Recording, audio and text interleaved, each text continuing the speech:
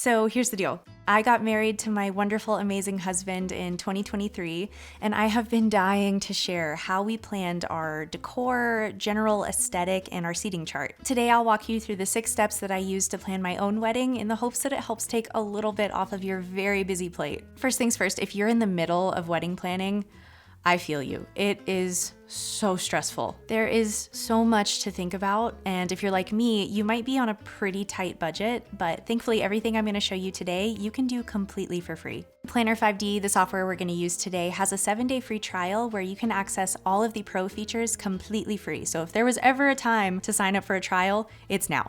Before we dive in, make sure to like this video and subscribe to the channel for even more design tips. So step number 1 is super easy, and that's just browsing social media for inspiration. Pinterest, Instagram, TikTok, you name it. Just save anything that catches your eye, whether it's table layouts, color palettes, or unique decor setups. Even if it feels all over the place now, it'll help with the next step. We got married in late September, so if you couldn't tell by my Pinterest board, we were very into those warm, earthy tones and textures.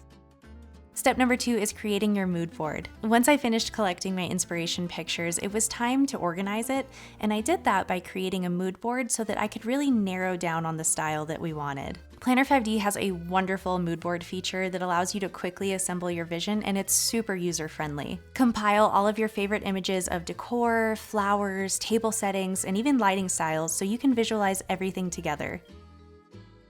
Now for the practical part, head over to your venue with a tape measure and a camera to get some photos and measurements. Or if that's not possible, you can always email your venue and they should be able to give you that information. So once I had all of my measurements and photos, it was time to actually build the venue in Planner 5D. You'll want to take note of the size of the space, the doorways, stage or dance floor location, and any unique features. Our wedding venue was just in a big rectangular pavilion, so we had free reign of how we wanted to set up the tables, the dance floor, all of that. So if you're in a similar situation, having those pictures and measurements on hand will save you a lot of stress later. I played around with a bunch of different seating layouts to see what kind of made the most sense for flow and comfort. Really, the key takeaway here is to think about clear pathways, proximity to the dance floor, and where you'll place those key elements like a cake table or a gift station. In the end, we went with this layout because it was the best option to fit everything we needed. It was also really important for us for our bridal party to have their dates be able to sit with them at our table, so that's why we opted for that really long farm table so everyone could sit together with us. Once we had the layout the way we wanted, it was time to start decorating, and this was my absolute favorite part. Planner 5D already has a really extensive library, so you shouldn't have any problems finding decor, but if there's a specific item that you want to see in your design, you can just upload it. For example, here's a simple place setting I made, and I really wanted to add a little bundle of lavender to the top of each napkin. So all I did was upload this picture, and Planner 5D took care of the rest. Now, this was not available when we were planning our wedding, so I am super jealous of anybody who's able to utilize this. You can either use photos you took or images you found online. Just make sure that any image you upload has good lighting and a neutral background for best results. If you're concerned about having to recreate every single piece of decor, don't worry. You can select all of the items you want and then just group them together. I only had to make this table setting once, and then I could just duplicate it as many times as I needed.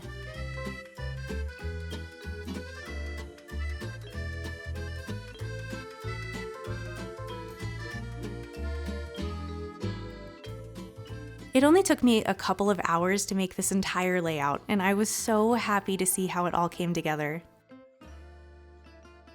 Here's where I got that final sigh of relief where I was so happy with how it all turned out. I was able to create 4K renders and 360 walkthroughs of the entire space. It gave me so much peace of mind to see how the venue would look on the big day, and it also allowed me to add any last-minute tweaks that I wouldn't have thought of beforehand. What I love about the 360-degree walkthroughs is that you can share it through a link, which makes it so convenient to show everyone how you want your venue to look. I would have been completely overwhelmed if I had been getting nonstop calls that day from my friends asking, where do I want this, where do I want that? Because I did all of this, I only got one call that day, and it wasn't even about the decor. So trust me, share your renderings with the people who are going to help you set up your venue. From scrolling socials to being able to walk through my venue in 360 degrees, these are all of the steps I used to plan my dream wedding. I hope this video was helpful to you, and congratulations on your big day. What part of this was the most helpful for you, or which are you most excited about? Please let me know in the comments. And if this video helped, don't forget to like, subscribe, and check out that 7-day pro trial. As always, thank you so much for watching, and I'll see you next time. Bye.